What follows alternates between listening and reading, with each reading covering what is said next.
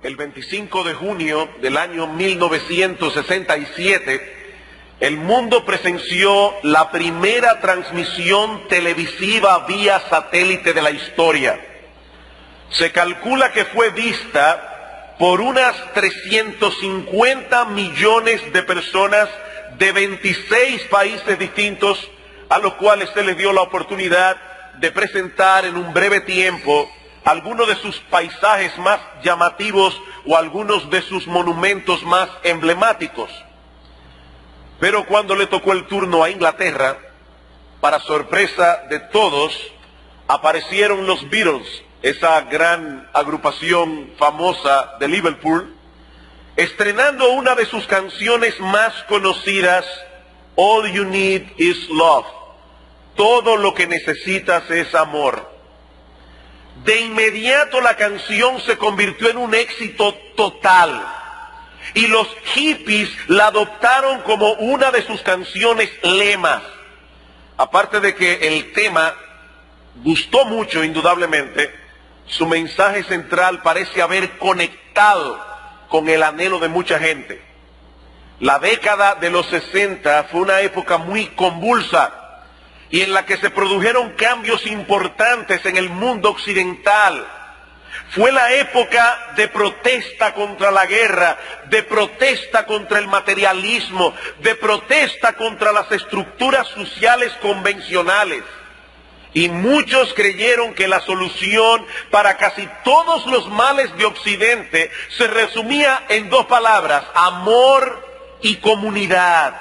Amor y comunidad. Si tan solo los hombres dejaran a un lado un montón de tabúes que nos oprimen y aprendieran a vivir en comunidad, amándose libremente y sin ataduras, el mundo sería un lugar más seguro y más placentero. Y guiados por ese pensamiento, muchos jóvenes abandonaron sus hogares y comenzaron a vivir en comunas donde cada cual podía tratar de ser auténtico sin las restricciones de sus padres o de la sociedad. Allí vivían en un mayor contacto con la naturaleza, practicaban el amor libre, experimentaban con las drogas psicodélicas, trataban de eliminar toda diferencia entre el hombre y la mujer. Por eso se puso de moda el que los hombres llevaran el cabello largo. Para muchos fue algo así como un regreso al jardín del Edén. Pero el experimento no funcionó. Y muchas vidas quedaron marcadas para siempre por los excesos de esa época. Quizá tenían razón en algunas de sus críticas, pero el remedio vino a ser peor que la enfermedad. Y es que para vivir en paz y para disfrutar de una verdadera comunidad humana, la solución no es tan sencilla como para resumirla en ese estribillo: all you need is love. Todo lo que necesitas es amor. No, nosotros pertenecemos a una raza caída, dominada por el orgullo, dominada por el egoísmo, dos vicios que se oponen tajantemente al verdadero amor. Y si no tratamos adecuadamente con los efectos devastadores que la caída produjo en la raza humana, pensar en una comunidad donde todos se amen y donde todos vivan en paz es un sueño imposible. En otras palabras, sin la obra redentora que Dios diseñó para tratar con el problema del pecado, no puede haber una verdadera relación de amor, no puede haber verdadera, genuina y profunda comunión entre los hombres. De hecho, aún entre los redimidos del Señor, esa relación tiene que vencer algunos obstáculos, como veremos en un momento. Porque el pecado todavía mora en nosotros. El pecado todavía sigue tratando de levantar paredes a nuestro alrededor que nos separen de los demás. Pero mis amados hermanos, a pesar de esa realidad, el amor y la comunión entre los hijos de Dios es una joya tan valiosa, que vale la pena pagar el precio que sea necesario con tal de fortalecerla donde existe y de restaurarla donde ha sido quebrantada. y pocos pasajes de la palabra de Dios describen más hermosamente el deleite y el poder vivificante de la comunión verdadera que el Salmo 133 que vamos a exponer en esta mañana. Los invito a abrir sus Biblias en el Salmo 133.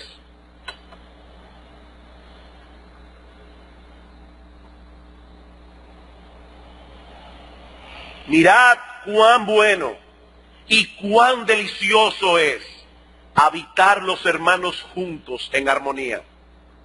Es como el buen óleo sobre la cabeza, el cual desciende sobre la barba de Aarón, y baja hasta el borde de sus vestiduras, como el rocío de Hermón que desciende sobre los montes de Sión, porque allí envía Jehová bendición y vida eterna. Este es un poema sumamente sencillo, pero con un mensaje sumamente impactante. Comienza con una declaración en el versículo 1, seguida por una doble comparación y una explicación en los versículos 2 y 3. Y me da pena, hermanos, el tener que disectar este poema, porque cuando un poema se analiza pierde su gracia. Pero es la única manera en que nosotros podemos entender el mensaje que el salmista está tratando de comunicar. Veamos en primer lugar la declaración. Mirad cuán bueno y cuán delicioso es habitar los hermanos juntos en armonía. Este es un versículo tan citado y sus palabras son tan familiares para todos nosotros que honestamente yo tengo el temor de que no nos impacte en esta mañana como debería impactarnos. La familiaridad en este caso puede ser un obstáculo para nosotros en esta mañana. Por lo que yo quiero pedirles, mis amados hermanos, que pongan atención a cada idea, a cada uno de los aspectos mencionados aquí, como si ustedes los estuviesen escuchando por primera vez. Por primera vez. Como si nunca hubiesen cantado, mirad cuán bueno y cuán delicioso es habitar los hermanos juntos en armonía. Y el primer aspecto que nosotros encontramos en este salmo es un llamado de atención de parte del salmista. Mirad, mirad, hay algo extraordinario que yo quiero mostrarles, algo que quiero que ustedes aprecien en su justa dimensión. ¿Y qué es ese algo tan maravilloso? Cuán delicioso es y cuán bueno es que los hermanos habiten juntos en armonía. Esa palabra que Reina Valera traduce como bueno, conlleva la idea de provechoso, beneficioso, aquello que produce bienestar, aquello que es apropiado para obtener un fin. Ahora bien, hay muchas cosas que son provechosas, pero no son deleitosas. Y en lo primero que suelo pensar es en los medicamentos. En los medicamentos. ¿Verdad, niños? Que no todas las medicinas tienen buen sabor. ¿Verdad que sí? De hecho, yo a veces he llegado a pensar que la utilidad de un medicamento es directamente proporcional al sabor. Mientras más malo, más eficaz. Pero lo cierto es que si queremos sanarnos, tenemos que tomarnos todos los medicamentos que el médico recete, aunque no sepan bien. Lo provechoso no siempre será deleitoso. Y de la misma manera, muchas cosas que son deleitosas no son provechosas. Pero lo que el salmista quiere llevarnos a contemplar en este salmo es bueno y delicioso a la vez. La unidad y armonía de los hijos de Dios es algo que alegra el corazón, pero al mismo tiempo es algo que produce muchos beneficios espirituales. Ahora, hermanos, eso no elimina la realidad de que Dios trata con cada uno de sus hijos individualmente, y sobre cada uno derrama bendiciones sin números. Dice el Señor Jesucristo en el evangelista, en el Evangelio de Juan, capítulo 1, versículo 16, hablando de Cristo, que de su plenitud tomamos todos, gracia sobre gracia. Todos y cada uno de sus hijos participan de esa bendición. Pero mis hermanos, hay algo que ocurre en la comunión de los creyentes entre sí que no ocurre en ningún otro contexto. Bendiciones que Dios derrama sobre los suyos cuando estos habitan juntos en armonía. No aquí en la iglesia solamente. Este salmo habla de la comunión de los hijos de Dios en cualquier contexto. Bueno, ¿y qué significa habitar juntos en armonía? Bueno, no se trata simplemente de encontrarnos con un grupo de hermanos en un momento dado, en un lugar en particular. No, no es de eso que el salmista está hablando aquí. La palabra habitar nos habla de permanencia. Nos habla de algo en lo que se persiste. Como dice un comentarista, con esta expresión da la idea de funcionar en una cercana e íntima asociación con otros. Esto es lo opuesto a un pueblo desparramado por la faz de la tierra, donde cada cual va por su propio camino, sin importarle por dónde van los otros. Queridos hermanos, esa cultura individualista de nuestra época, y esa actitud de nadie se meta conmigo porque yo no me meto con nadie, no era lo que Dios esperaba de los suyos en el Antiguo Pacto. El Salmo 133 está en el Antiguo Testamento. Dios no esperaba eso de los suyos ni siquiera en el Antiguo Pacto. Y definitivamente esa idea, esa actitud no encaja en absoluto con la descripción que nosotros encontramos en el Nuevo Testamento de lo que es la fe cristiana. Los cristianos están unidos entre sí por un vínculo indisoluble, el vínculo del Espíritu Santo, que mora en todos los que creen. Dice Pablo en Romanos capítulo 8, versículo 9, que si alguno no tiene el Espíritu de Cristo, el tal no es de él. Y al mismo tiempo, mis hermanos, nosotros tenemos en común un conjunto de cosas que están muy por encima de cualquier asunto en lo que pudiéramos tener diferencia de opinión. Porque seguramente habrá diferencia de opinión en la iglesia de Cristo con respecto a ciertas cosas. Vivir juntos en armonía no significa uniformidad de pensamiento en todas las cosas. No, eso no es lo que el salmista está describiendo aquí. Mis hermanos, solo cuando lleguemos al cielo y tengamos mentes glorificadas, todos tendremos una percepción unificada con respecto a todas las cosas. A todas las cosas. Pero eso será en el cielo. Eso nunca será posible de este lado de la eternidad. Pero aún así, nosotros tenemos en común cosas muy importantes. Y nos une un vínculo tan glorioso y extraordinario que nosotros podemos sostenernos unos a otros y disfrutar de la compañía unos de otros mientras nos dirigimos juntos a la casa de nuestro Padre. Como dice un comentarista, fuimos redimidos por el mismo Salvador, servimos al mismo amo, abrigamos la misma esperanza, anhelamos expectantes el mismo cielo, padecemos la misma prueba, las mismas tentaciones, los mismos sufrimientos y compartimos la misma consolación. Podemos vivir juntos en armonía, a pesar de nuestras diferencias. Porque en las cosas que más importan estamos en la misma sintonía. Pero el salmista está tan empeñado en que nosotros podamos vislumbrar la excelencia de esta comunión que no se limita a declararlo, sino que de inmediato pasa a ilustrar lo que él está tratando de describir por medio de dos comparaciones. Versículo 2. Es como el buen óleo sobre la cabeza, el cual desciende sobre la barba de Aarón, y baja hasta el borde de sus vestiduras.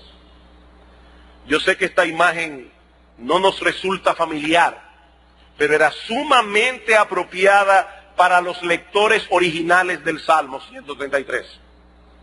Cuando Aarón, el hermano de Moisés, fue apartado y consagrado para el oficio de sumo sacerdote, Dios ordenó que fuese ungido con aceite. Dice en Éxodo 29:7, luego tomarás el aceite de la unción y lo derramarás sobre su cabeza y le ungirás. Este aceite simbolizaba la bendición de Dios sobre él. y de manera particular la capacitación del Espíritu Santo para llevar a cabo su oficio de sacerdote. El salmista le llama el buen óleo a este aceite, porque era preparado con una fórmula especial, una fórmula que el mismo Dios le dio a Moisés, como vemos en Éxodo capítulo 30 a partir del versículo 23. Este era un aceite tan especial que nadie debía preparar uno semejante ni podía ser usado para ninguna otra cosa. La otra comparación que usa el salmista también resultaría muy familiar para sus lectores. Versículo 3, como el rocío de Hermón que desciende sobre los montes de Sión. Hermón era la montaña más alta de Israel y está localizada a unas millas al norte de la ciudad de Jerusalén. Esta montaña es famosa por la densidad del rocío que se produce en ella. Y por eso el salmista se vale de ese hecho para decirnos en una forma poética que hasta los montes de Sión se benefician de ese rocío. He ahí la explicación de estas dos comparaciones tan sencillas. La pregunta que yo quiero responder ahora es, ¿y qué aprendemos de estas comparaciones con respecto a la unidad de los creyentes entre sí? ¿Qué nos enseñan estas cosas? Bueno, en primer lugar, que la verdadera unidad es un regalo de Dios. Que la verdadera unidad es un regalo de Dios. Como decíamos anteriormente, el aceite derramado sobre la cabeza de Aarón era un símbolo de la bendición de Dios sobre él. Era un símbolo de la capacitación del Espíritu Santo. Pues de la misma manera podemos decir que la unidad verdadera es algo que el hombre no puede producir por sí mismo, es un producto de Dios.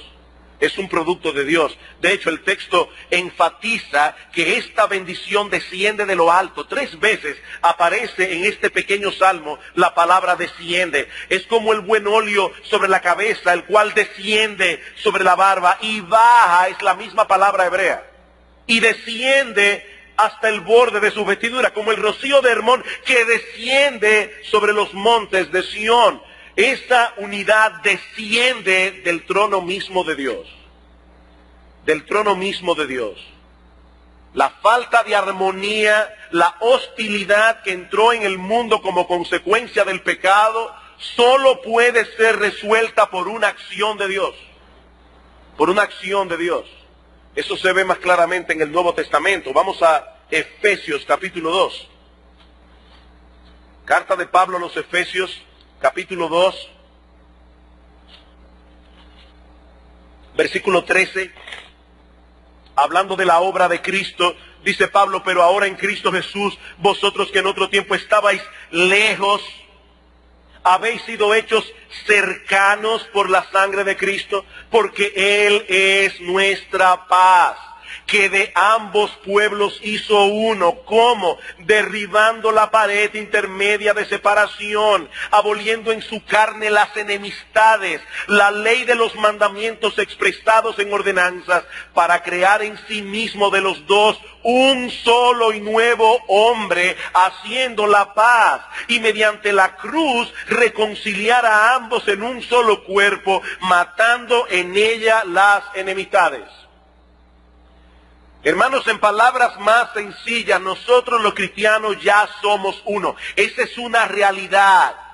Por medio de la obra de Cristo en la cruz, pecadores han sido reconciliados con Dios. Y al mismo tiempo esos pecadores han sido reconciliados entre sí. Sin importar la raza, sin importar la nacionalidad, sin importar el color de la piel, sin importar cuánto dinero tiene. Por eso la Biblia no nos llama a crear la unidad de la iglesia. No, nosotros no podemos crear la unidad de la iglesia. Lo que sí debemos hacer es preservarla. Preservarla. Efesios capítulo 4. Unos versículos más adelante dice Pablo, Efesios 4:1, yo pues preso en el Señor, a la luz de esta realidad de lo que ya Cristo hizo, os ruego que andéis como es digno de la vocación con que fuisteis llamados, con toda humildad y mansedumbre, soportándoos con paciencia los unos a los otros en amor, solícitos en guardar la unidad del Espíritu en el vínculo de la paz. solícitos, siendo diligentes con preservar esa unidad. Con la iglesia ocurre algo similar a lo que pasa en el matrimonio. La Biblia dice que tan pronto se casan, el hombre y la mujer vienen a ser uno a través del vínculo matrimonial. Pero mis hermanos, ¿acaso no es cierto que no todas las parejas reflejan esa unidad en el mismo grado? Bueno, pues lo mismo pasa en la iglesia. Ya somos uno en Cristo. Estamos unidos por un vínculo espiritual sumamente poderoso que nadie puede deshacer. Pero esa unidad debe reflejarse en la práctica. Esa unidad debe ser cuidadosamente preservada como un tesoro. ¿Saben por qué, mis hermanos? Porque puede ser seriamente dañada, puede ser seriamente afectada en nuestro trato unos con otros por causa de nuestros pecados. Por causa de nuestros pecados. No somos perfectos. Y como se ha dicho muchas veces, mi amado hermano, si tú estás buscando una iglesia perfecta, el día que la encuentres, no cometas el crimen de hacerte miembro de ella. Porque desde el mismo momento en que entres a la membresía, esa iglesia dejará de ser perfecta, porque tú no eres perfecto. No, nosotros somos un grupo de hermanos en Cristo que estamos siendo perfeccionados, que estamos siendo santificados. Y cosas van a ocurrir en la iglesia. Hierro con hierro se aguza, dice el libro de Proverbios. ¿Y saben qué significa eso en un lenguaje más dominicano y más sencillo? Que así como el hierro con sus rugosidades se frota con otro y saca chispa, eso mismo pasa en el trato de uno con los otros aquí en la iglesia. Todos estamos en un proceso de santificación y en ese roce de los unos con los otros a veces nos sacaremos chispas. Ahora, ¿saben qué? Llegará el momento en que tanto se frota un hierro con el otro que comienza a suavizarse la superficie. La verdadera unidad es un regalo de Dios. Y es un regalo muy valioso. Es un regalo muy costoso, costó la sangre del Señor Jesucristo y nosotros tenemos la obligación de ser diligentes en preservarla. En segundo lugar, este pasaje nos enseña que la verdadera unidad es algo que alcanza a todos por igual. La verdadera unidad es algo que alcanza a todos por igual. En la primera figura vemos que el aceite se derrama sobre la cabeza de Aarón. Pero ¿qué sucede? Luego comienza a descender y baja hasta el borde de sus vestiduras. Y el rocío que refresca las cumbres del monte Hermón y lo hace fructificar, desciende también sobre los pequeños montes de Sión. Hablando de esto, dice un comentarista, los encumbrados y los humildes beben de la misma fuente refrescante. El rico y el pobre tienen las mismas necesidades espirituales. Las mismas, exactamente. Y el remedio que Dios ha provisto es exactamente el mismo para los dos. Ninguno es más salvo que el otro. Y a final de cuentas disfrutarán los dos de la misma herencia. Ahora, ¿saben qué? Dios quiere que esa realidad se manifieste claramente en el seno de su pueblo aquí y ahora. Aquí y ahora. Dice Pablo en Gálatas capítulo 3 versículo 28, hablando de los cristianos: ya no hay judío ni griego, no hay esclavo ni libre, no hay varón ni mujer, porque todos vosotros sois uno en Cristo. Algunos sociólogos eclesiásticos piensan que la iglesia funcionaría mejor si se divide en subgrupos, con sus propios programas, con sus propias agendas. Que haya una iglesia para personas homogéneas, similares en condición, para que no haya problemas entre unos y otros. Otros dicen, no, simplemente que estemos todos aquí, pero divididos, compartamentalizados. Y hermanos, yo reconozco que hay algo de sabiduría en hacer ciertas cosas para llenar las necesidades de cada grupo en la iglesia. Hay sabiduría en eso. Pero debemos cuidarnos de no funcionar en la práctica como si fuésemos varias iglesias en una. Sí hay ciertas cosas, por ejemplo, que nosotros estamos haciendo con los jóvenes, Estamos tratando de suplir sus necesidades. Pero mis amados jóvenes, no olviden que la iglesia es una sola, formada por gentes de diferentes edades, llamadas todas a vivir en armonía y beneficiarse mutuamente, sin importar la edad. Sin importar la edad. Vamos por un momento a 1 Timoteo, capítulo 5. Recuerdo la primera vez que reparé en este texto, 1 de Pedro, capítulo 5, de Timoteo, perdón. Luego iremos a 1 de Pedro. Pero me llama la atención cómo Pablo, escribiéndole a Timoteo, un pastor en cierto modo joven, y digo en cierto modo porque la juventud en los tiempos bíblicos no se medía como ahora. Un hombre de 40, 45 años era un hombre joven, por suerte. Un hombre joven. Ya cualquier muchacho tiene 50 años. Pues Timoteo, como un pastor joven, estaba enfrentando problemas en la iglesia de Éfeso, y él debía ordenar otros pastores para el ministerio allí mismo.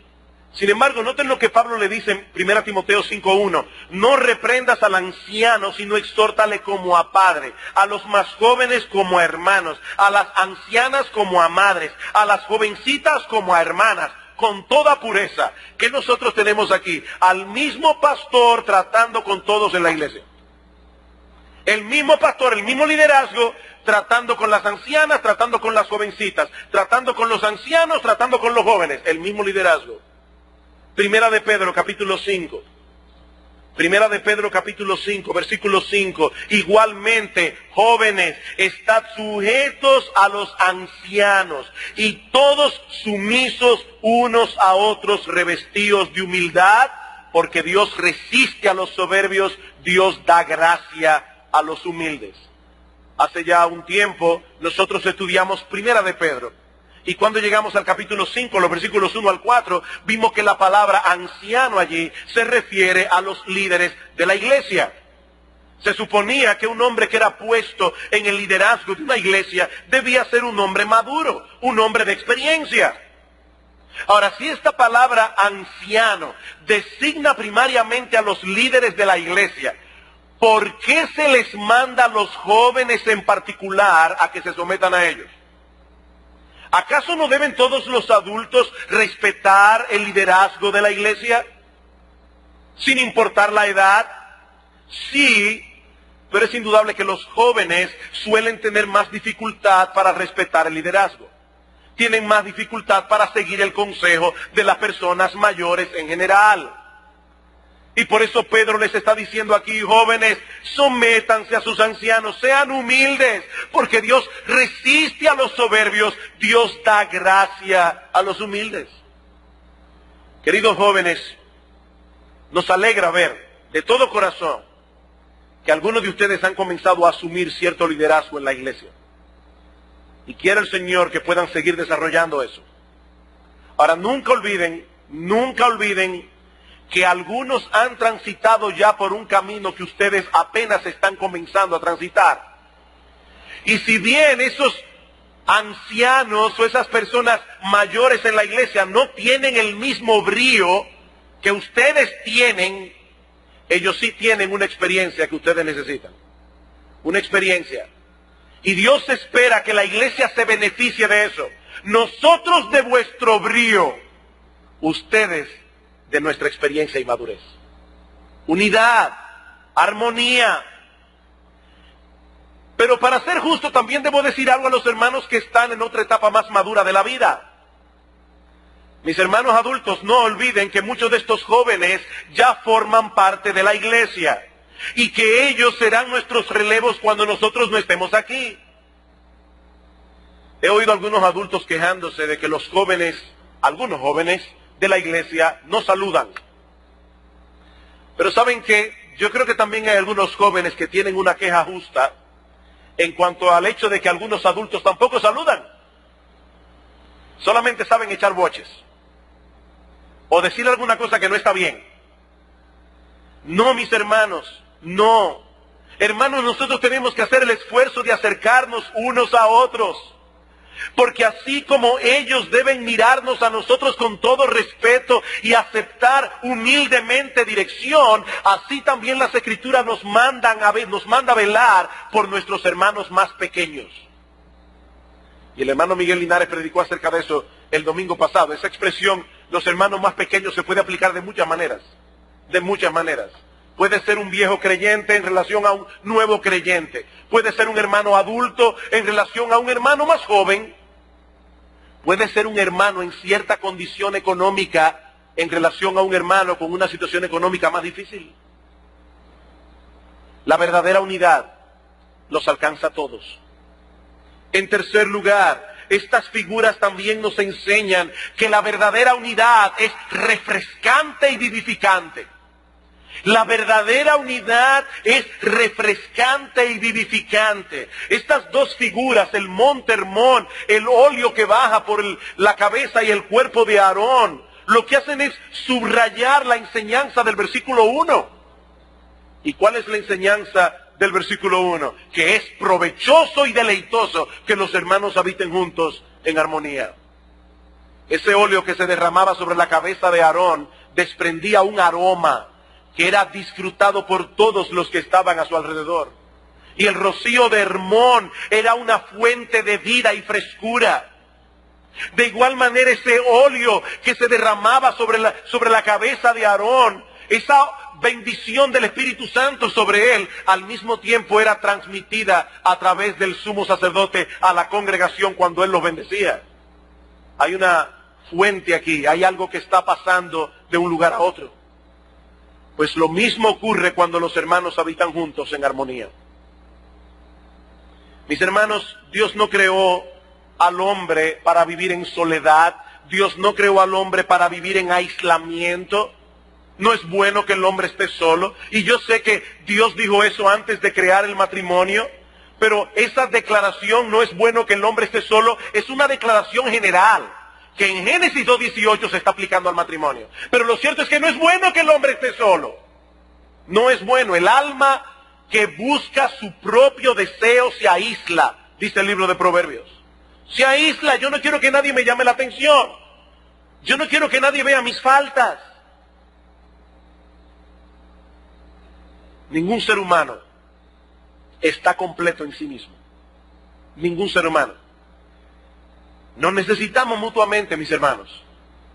Esa es la gran lección que Pablo quiere transmitirnos en 1 Corintios capítulo 12, en Efesios capítulo 4, cuando él compara la iglesia con un cuerpo humano. Vamos a Efesios capítulo 4 una vez más. Efesios capítulo 4. ¿Cómo concluye esa exhortación de Pablo a preservar la unidad de la iglesia? Dice en el versículo 11, hablando del Señor Jesucristo, Él mismo constituyó a unos apóstoles, a otros profetas, a otros evangelistas, a otros pastores y maestros. ¿Para qué? Bueno, a fin de que ellos hagan toda la obra del ministerio. No. Esos pastores maestros están allí para perfeccionar a los santos. Para que los santos hagan la obra del ministerio. Para la edificación del cuerpo de Cristo, hasta que todos lleguemos a la unidad de la fe y del conocimiento del Hijo de Dios, a un varón perfecto, a la medida de la estatura de la plenitud de Cristo, para que ya no seamos niños fluctuantes, llevados por doquiera de todo viento de doctrina, por estratagemas de hombres que para engañar emplean con astucia las artimañas del error. Que eso no ocurra, sino que siguiendo la verdad en amor, crezcamos en todo, en aquel que es la cabeza, esto es Cristo, de quien todo el cuerpo, bien concertado y unido entre sí, por todas las coyunturas que se ayudan mutuamente, según la actividad propia de cada miembro, no de cada uno de los pastores o de cada uno de los diáconos, de cada miembro, ese cuerpo recibe su crecimiento para ir edificándose en amor. ¿Qué panorama de lo que es la iglesia? Así como en el cuerpo humano todos los miembros están conectados uno de otro para formar el cuerpo, así también ocurre en la iglesia. Lo he dicho 1000 veces, lo voy a repetir 1000 veces más. Yo nunca he visto una mano haciendo cosas ella sola, sin estar conectada a un cuerpo. Eso no es posible. El Señor quiere que su iglesia funcione como un cuerpo. Por eso nos conectó unos a otros por medio de las coyunturas. ¿Y qué son las coyunturas? Bueno, esa palabra griega significa literalmente puntos de contacto. La coyuntura es ese punto de cohesión entre dos piezas que se tocan. Esas son las coyunturas. Y en este caso, lo que Pablo está describiendo aquí es que esas coyunturas funcionan como un canal a través del cual la provisión que viene de Cristo como cabeza sobre cada uno de los miembros es traspasada a los demás miembros del cuerpo, en esa interacción de los unos con los otros. Por eso Pablo dice que todas las coyunturas se ayudan mutuamente. La idea es que cada coyuntura suministra a las otras lo que se recibe de la cabeza. Mis hermanos amados, la iglesia es un organismo vivo, donde cada miembro está unido a Cristo como cabeza y donde cada miembro está unido al otro miembro por las coyunturas. Y según Pablo aquí, cada miembro es colocado en ese cuerpo, en un lugar específico para realizar funciones específicas, teniendo dones específicos bajo el liderazgo de los pastores provistos por él y mencionados en Efesios 4:11. A través de esos pastores maestros, Cristo provee el alimento de su palabra. Y así equipa a los creyentes para que estos funcionen en el lugar en que el Cristo los colocó y conforme a los dones que Cristo les dio. Y en la medida en que cada miembro traspasa a los demás lo que recibe de Cristo según la actividad propia de cada miembro, la iglesia crece y madura. Y yo me imagino que puede haber hermanos aquí que se sientan tan débiles y tan pequeños que ahora mismo estén pensando que no es mucho lo que ellos pueden hacer por la iglesia. Mi hermano, si tú estás pensando así, déjame decirte algo. Si tú eres un verdadero cristiano y eres miembro de este cuerpo local de creyentes, debes entender que Cristo te trajo aquí y te ha capacitado para que tú puedas beneficiar a este cuerpo de creyentes. Cristo hizo eso. Él quiere que tú crezcas en intimidad con Él. Él quiere que te preocupes por servir a los hermanos a tu alrededor, cada cual conforme a la capacidad que tiene. Mi hermano, yo te ruego que mires a tu alrededor, porque esta es la iglesia en la que Cristo te ha colocado. Sí, es muy fácil pensar servir a otra gente en otro lugar. Hay personas que les fascina cambiar de ambiente. ¿Qué vamos a hacer? ¿Pasarnos la vida entera cambiando de ambiente? Sí, yo sé que a medida que pasan los años y uno se va relacionando con hermanos aquí, ¿saben lo que va a suceder? Que uno va a comenzar a tener expedientes con hermanos. Eso va a suceder porque somos imperfectos, porque no hemos sido glorificados. ¿Qué vamos a hacer entonces? ¿Pasarnos la vida como el judío errante? ¿Yendo de iglesia en iglesia para comenzar cada vez sin expedientes nuevos? No, mi hermano, esta es la iglesia donde Cristo te colocó. Y estos son los hermanos a quienes primariamente debes amar, servir y edificar. Sí, cada cual con su problema particular. El que tiene tú y el que tengo yo. Con nuestras debilidades que van a aflorar en la comunión de unos con otros. Algunas personas piensan que amar es no hacerle daño a nadie. No, pero mira, yo no me meto con nadie, yo no tengo expediente con nadie en la iglesia, yo no me meto con nadie. Ah, bueno, entonces tú estás actuando como si fueras un maniquí. Los maniquíes no le hacen daño a nadie, nada malo a nadie, tampoco hacen ningún bien. Por eso Pablo en 1 Corintios capítulo 13 no solamente describe el amor en términos negativos, el amor no hace esto, el amor no hace aquello. También lo describe en términos positivos, el amor hace esto, el amor hace aquello.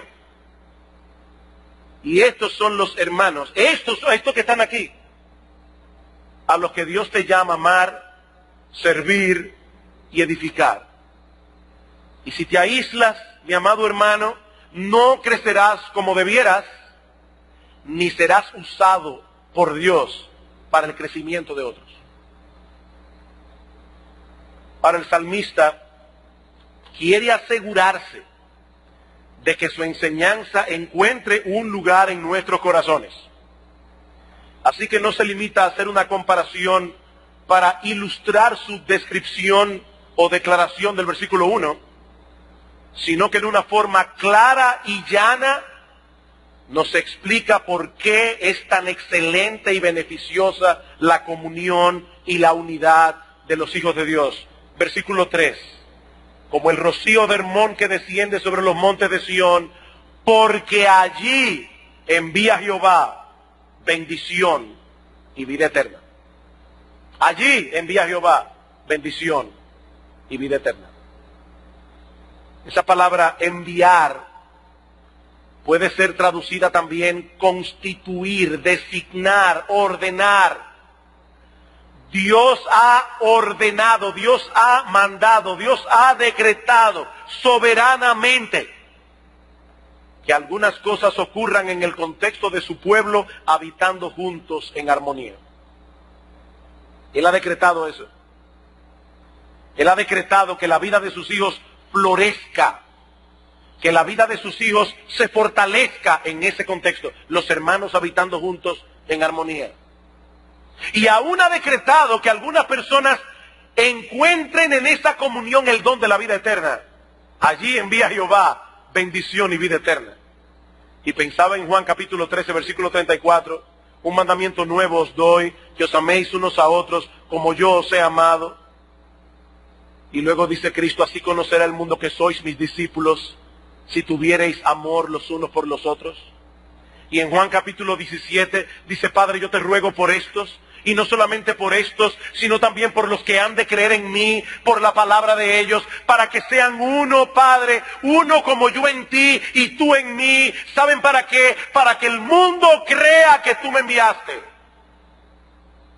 Esa es la apología del cristianismo. Que el mundo pueda ver claramente que hay algo que está sucediendo allí, que no sucede en otro lugar. Mis hermanos, la unidad de la iglesia es uno de sus elementos más cruciales para la vida espiritual y para el desempeño de su ministerio. Es por eso que en el Nuevo Testamento hay un énfasis evidente en la necesidad que tenemos de promover la unidad y de evitar a toda costa aquello que pueda quebrantarla. Mis hermanos amados, nosotros vivimos en un mundo profundamente dividido. Profundamente dividido. Los hombres se han encargado de levantar barreras que nos separan unos de otros, barreras sociales, barreras económicas, barreras raciales, barreras étnicas. Y ahora el gap generacional también. Y este panorama se torna más sombrío cuando nosotros observamos el terrible deterioro que se ha producido en las últimas décadas en las relaciones familiares. Las familias son el núcleo que mantiene cohesionada la sociedad humana. Si ese núcleo se deteriora o se rompe, el resultado será catastrófico. Y eso es lo que estamos viendo hoy día. La sociedad está cada vez más fragmentada. Porque así están las familias que componen la sociedad, aún aquellos matrimonios que no se han divorciado. Pero eso es precisamente lo que hace de la unidad de los creyentes un argumento tan poderoso y tan impactante. Eso precisamente. Y por eso mismo es que el diablo tratará por todos los medios posibles de romper esa unidad. Por todos los medios posibles. Me llama la atención el último capítulo de la carta a los Efesios. Vamos a los Efesios otra vez. Y hemos leído varios textos en esta carta sobre la unidad de la iglesia. Pero ahora noten cómo concluye Pablo en el capítulo 6, versículo 10.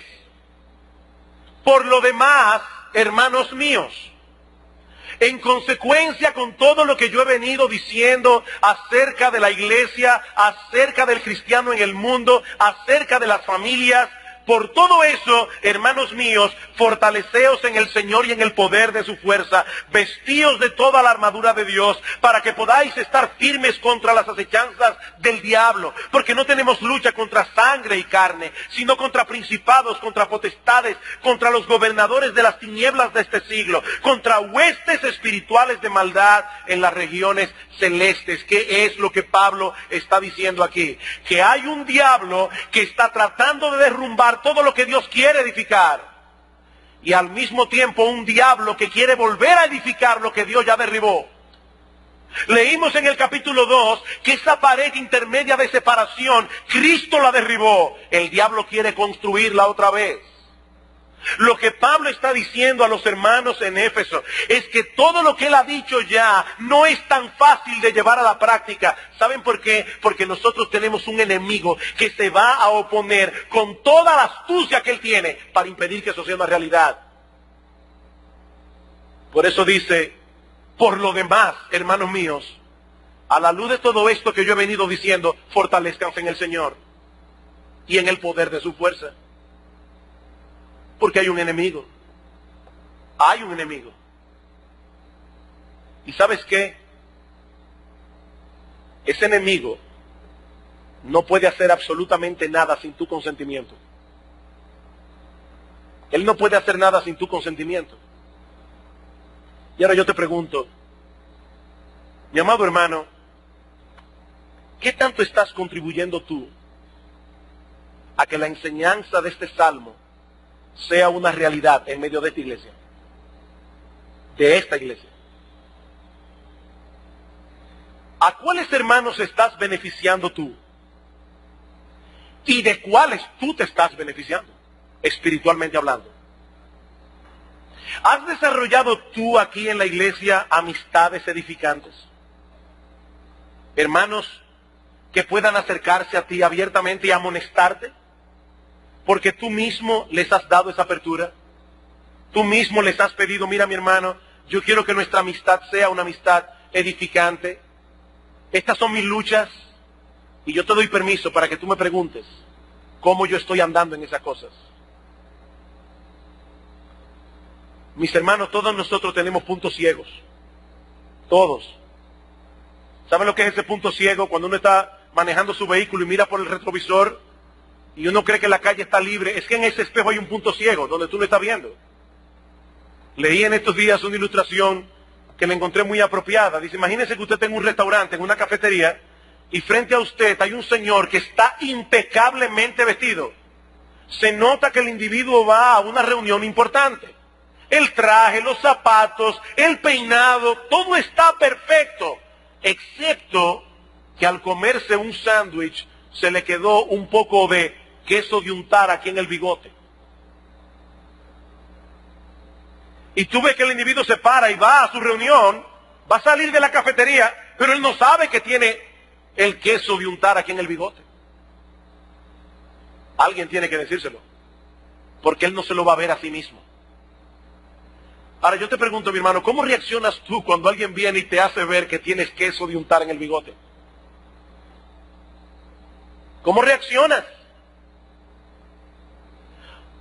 O déjame ponerlo de otra manera. Mi hermano, ¿qué tanto te estás cuidando de aquellos pecados que contribuyen a quebrantar la unidad del cuerpo?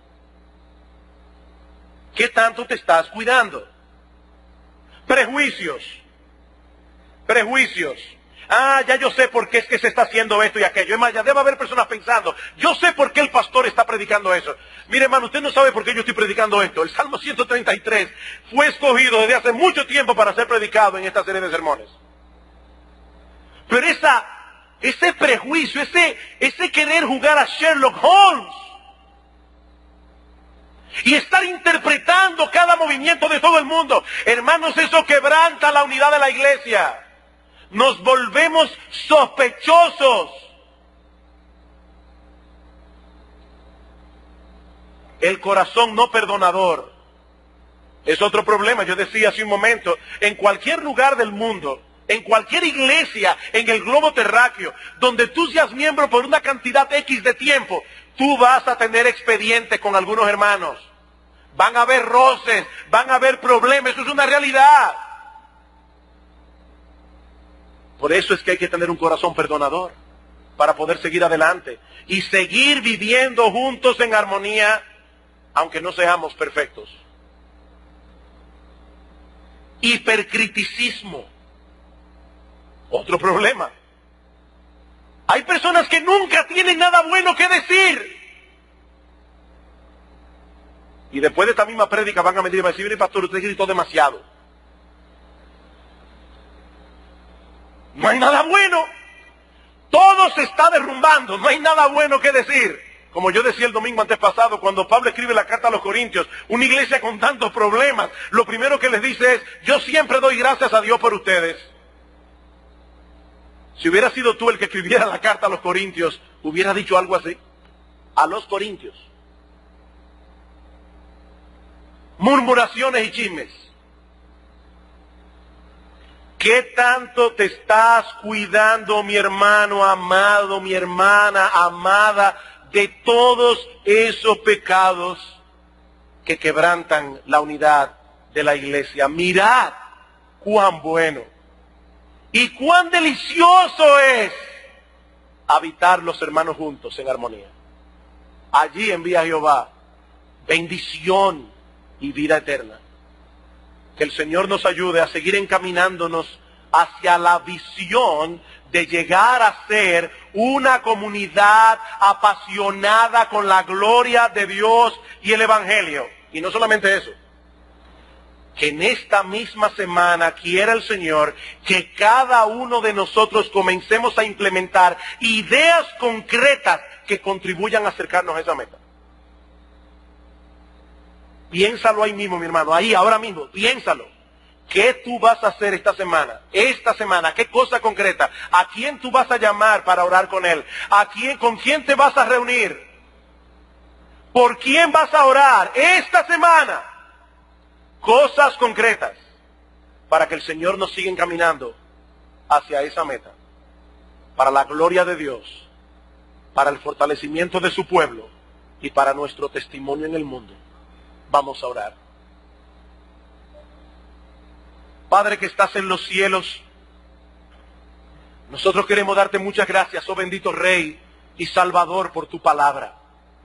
Ciertamente, Señor, ella es lámpara a nuestros pies, ella es lumbrera a nuestro camino. Oh Señor, oh bendito Señor, así como el rocío que cae del monte Hermón, oh Señor, que nuestro rocío refresque, fortalezca, vivifique el corazón de otros hermanos. Que ese buen óleo que desciende sobre Aarón, ese perfume, pueda percibirse donde quiera que vayamos, olor de vida para vida. Alabamos y bendecimos tu nombre y te damos gloria en Cristo nuestro Salvador. Amén.